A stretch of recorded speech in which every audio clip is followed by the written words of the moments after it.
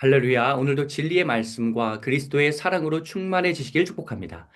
마태복음 12장 1절부터 8절까지의 본문으로 하나님의 말씀을 전하겠습니다. 1절, 2절만 읽겠습니다.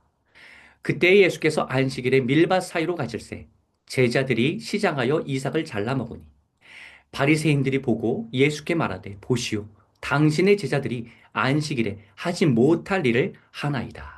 아멘. 마태복음 12장 1절부터 21절까지는 안식일 논쟁입니다. 하나님께서 정하신 안식일 규정을 하나님이신 예수님이 지키지 않으신다면 문제가 될 수 있습니다. 두 가지 행위가 쟁점입니다. 1절부터 8절까지는 안식일에 밀 이삭을 잘라 먹은 행위. 9절부터 21절까지는 안식일에 병을 고치신 행위입니다. 이 두 행위가 정말 큰 문제가 되는지 함께 살펴보겠습니다. 1절, 제자들이 밀 이삭을 잘라 먹은 이유는 배가 고파서입니다. 제자들 삶의 목적은 복음 전파였기에 음식 문제는 늘 뒷전이었습니다. 나중에 최후의 만찬이 나오는데 호화 만찬이 아니라 지극히 평범한 식사였습니다. 예수님이 계시고 십자가 죽음을 앞두고 있으니 의미적 차원에서 만찬이라고 부를 뿐입니다. 그런데 지금은 평범한 식사조차 하기 어려운 상황입니다. 복음에 집중된 삶을 사니 배고픈 줄도 모르고 사역하다가 시장하여 보니 먹을 것이 없어서 이웃집의 밀 이삭을 잘라 먹었습니다. 우선 이는 절도행위가 아닙니다. 신명기 23장 25절에 보면 허용된 행위였습니다. 여기에서 중요한 포인트는 풍족하게 먹을 수 있는 형편이 아니었다는 점입니다. 배고프다고 어디 식당 가서 건하게 먹을 만한 형편이 되지 않았습니다. 이를 지적하는 제 바리새인들은 늘 배불리 먹으니 배고픈 사람의 서름을 잘 모르나 본데 밀 이상 먹는 것도 비참한데 물론 제자들은 불평하지 않았을 수 있지만 작은 공급에 감사하면서 서로 웃으며 밀이삭도 감사하다면서 먹었을 수 있지만 제 3자가 보면 비참해 보이는 일인데 2절 안식일이라고 하면서 그토록 비난하니 이게 정상적인 인간이 할 수 있는 일일까요? 지금 제자들이 먹는 건 생존의 문제입니다. 지금 간식으로 밀 이상 먹는 게 아니라 며칠 제대로 못 먹을 수도 있는 제자들이 허기를 달래기 위해서 먹는데 먹을 땐 개도 안 건드린다는 말이 있는데 어떻게 이렇게 나쁘게 생존을 위해 먹는 사람들을 대상으로 비록 예수님을 싫어해서 그런 건 알겠지만 그래도 어떻게 이럴 수 있나요? 7절 상반절에 나오듯이 어쩜 이리도 자비가 없습니까? 제사를 빠뜨리지 않고 하나님께 제사를 올린다면 하나님을 경배하고 경외하는 자들이라는 뜻인데 그렇다면 하나님의 뜻을 잘 알기에 하나님이 사랑하시는 이 세상에 자비를 베풀기를 원하신다는 하나님의 뜻도 알아야 하는데 전혀 자비란 찾아볼 수 없는 바리새인들은 대체 진정한 예배자라고 할 수 있는지 의구심이 듭니다. 율법에 정통한 바리새인들을 대상으로 예수님은 율법으로 응수하시는데 3절, 4절 다윗이 도망자 신세였을 때 성전에 들어가 제사장만 먹을 수 있는 진설병을 먹었던 일화를 꺼내십니다. 수많은 율법과 이야기 중에서 매우 적절한 스토리를 선택한 예수님의 지혜에 바리새인들은 입을 다물지 못했을 것입니다. 사무엘상 21장 1절부터 6절까지에 나오는 이 사건은 생존의 문제가 걸려 있어서 먹었던 다윗의 행동이 허용되었다는 대표적 이야기입니다. 이 본문에 다윗을 범법자라고 하지 않고 후대에도 다윗의 이 행위를 문제 삼지 않습니다. 생존과 연관이 있기 때문에. 그렇다면 이 말씀 해석은 생존을 위해서 먹는 제자들에게도 그대로 적용되어야 합니다. 다윗에게만 적용할 것이 아니라 심지어 제자들은 지금 성전의 음식을 먹는 것이 아니라 성전 밖에 밀 이삭을 먹고 있는데 율법에서도 허용한 밀 이삭을 먹는 이 행위를 왜 문제 삼느냐고 예수님은 논증하십니다.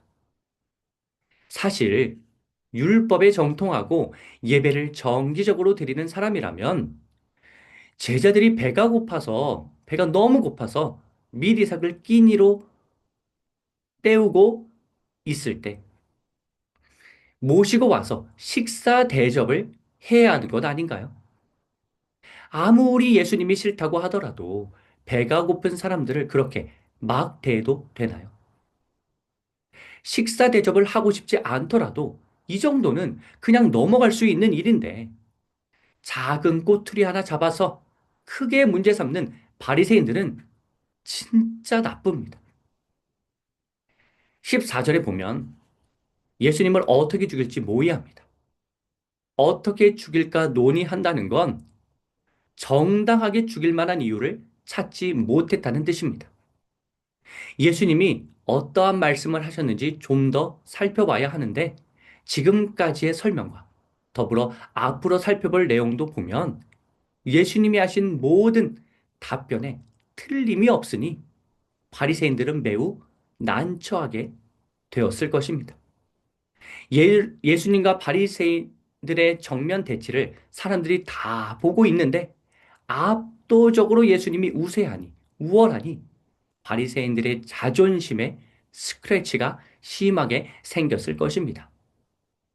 사실 진정한 지식인이라면 이때 자기들의 부족함을 깨닫고 율법을 온전하게 이해하려고 노력해야 하는데 예수님을 구원자 메시아로 인정하는 것은 차치하더라도 반성해야 하는데 얼마나 못된 심보로 가득하면 자기 기분 나쁘다고 예수님을 죽이려고까지 하나요?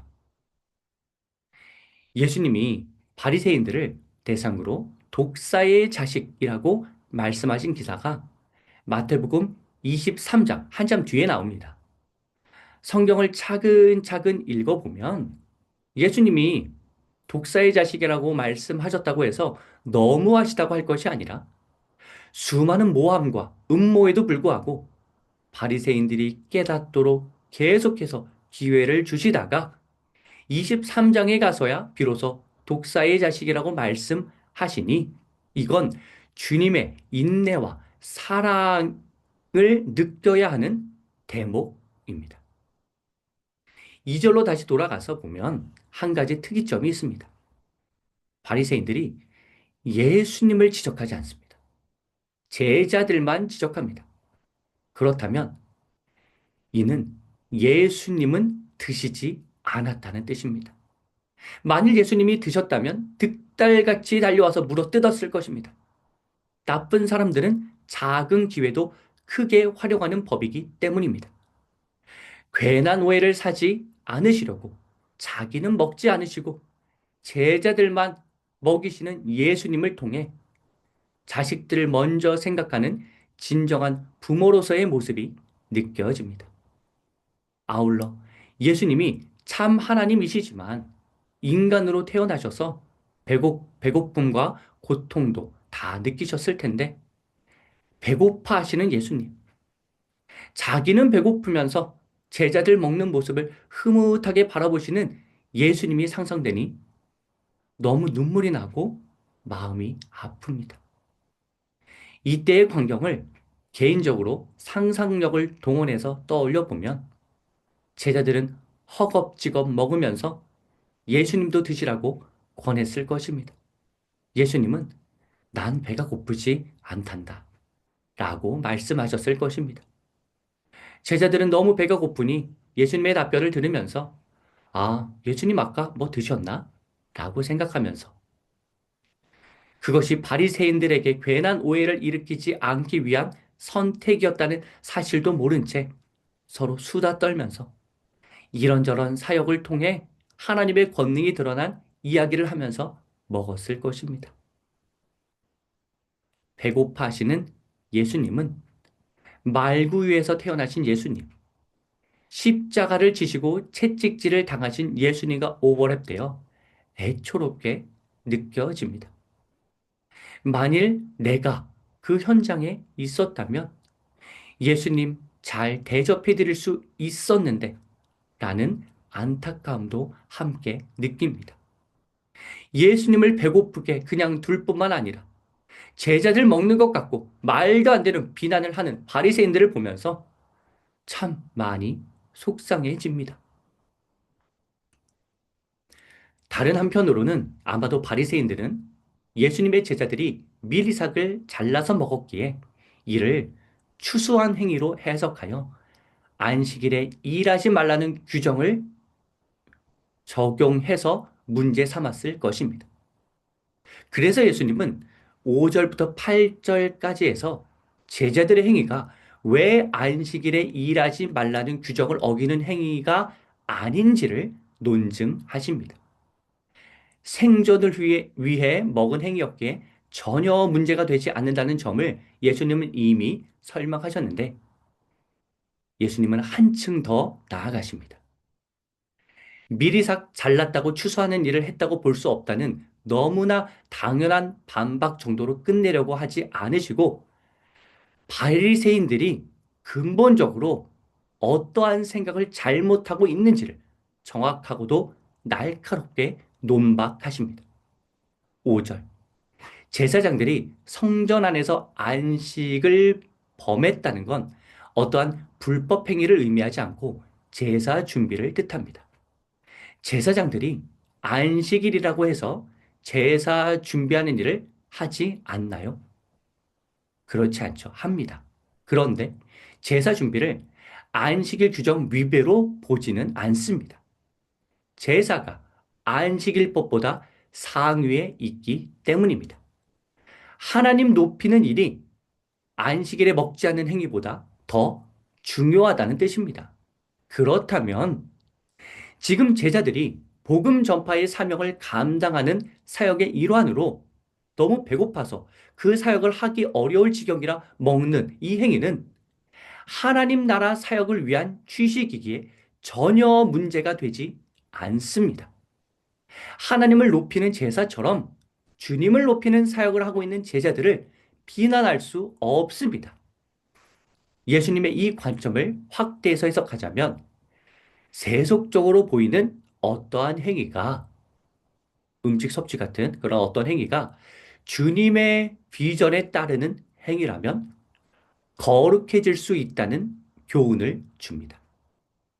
6절은 성전에서의 제사를 예수님과 등가로 두지 않고 성전보다 더 높은 예수님이라고 나오는데 예수님이 하나님보다 뭐 더 크다는 그런 의미가 아니라 지금 너희가 드리는 제사가 과연 하나님을 온전히 높이는 진정한 제사인지 아니면 형식적으로 제사를 드려서 하나님을 순전히 높이고 있지 않기에 성전에 하나님의 임재가 이렇게 충만하지 않아서 그러니까 너희가 드린 제사로는 성전의 본래적 기능인 하나님의 충만이 나타나지 않는 형식적 제사에 불과해서 이 정도밖에 지금 하나님의 충만이 차오르지 않는 이 점을 예수님이 반격하셨다고 이해할 수 있습니다.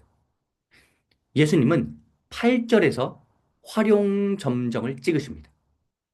일단 7절 하반절에 나오듯이 아무런 문제가 되지 않습니다.